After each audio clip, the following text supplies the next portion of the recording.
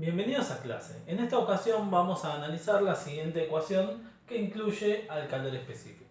Esto se va a poner feo. Para facilitar la resolución de los ejercicios es fundamental que comprendamos cada una de las variables de la ecuación. Para eso vamos a pensarlas una a una.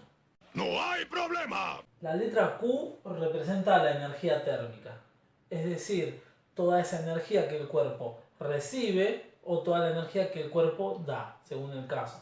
Y esa energía térmica siempre se va a medir en joules. Existen otras unidades y subunidades, pero nosotros nos vamos a manejar en joules. Siempre que hablemos de energía, la vamos a medir en joules. Ah, está bien, ya entendí. La M minúscula representa la masa del cuerpo en cuestión. Esa masa la vamos a medir en kilogramos. También existen otras unidades como el gramo o el miligramo. Son subunidades, pero nosotros vamos a emplear el kilogramo, que es una subunidad del gramo. Sí. La C mayúscula y la E minúscula van a representar el calor específico.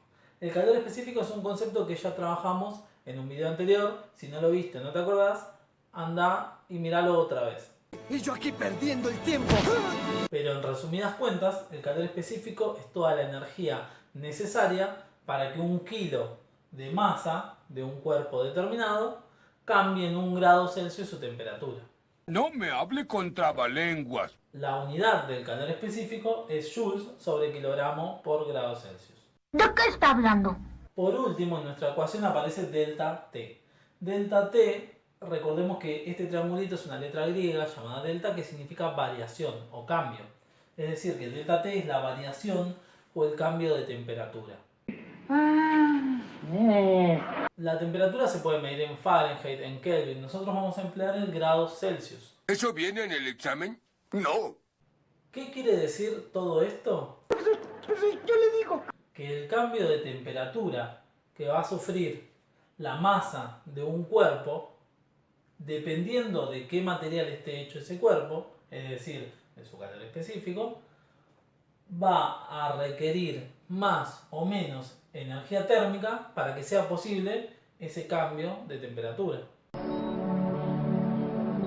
Lamentablemente el cambio o la variación de temperatura se puede expresar de una manera diferente, pero no se asusten.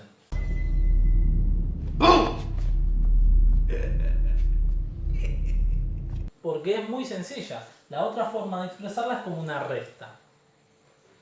¿Qué significa esto? Que el cambio de temperatura va a calcularse como la temperatura al final menos la temperatura al principio. ¿Al final y al principio de qué cosa?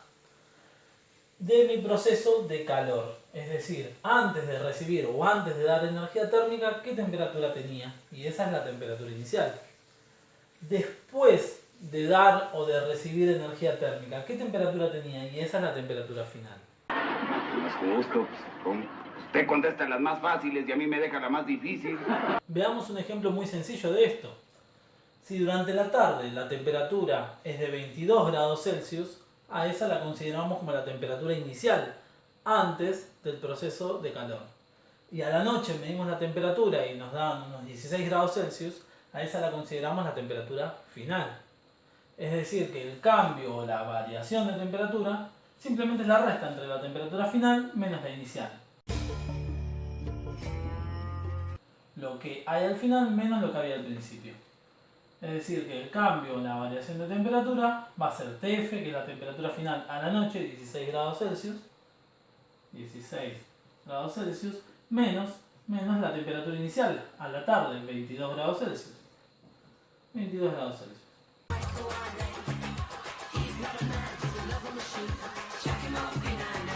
Lo que significa que esta resta me va a dar menos 6 grados Celsius.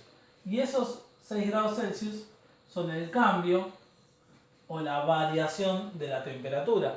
El menos es porque ese cambio fue hacia abajo, hubo una disminución.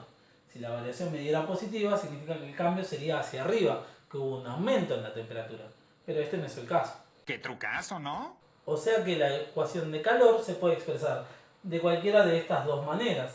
¿Cuál será la que a mí me va a convenir? Dependiendo de los datos que yo tenga, de la información con la que cuente y también de lo que quiera calcular. Si yo quiero saber cuánto aumentó o cuánto bajó la temperatura, seguramente voy a usar la primera ecuación.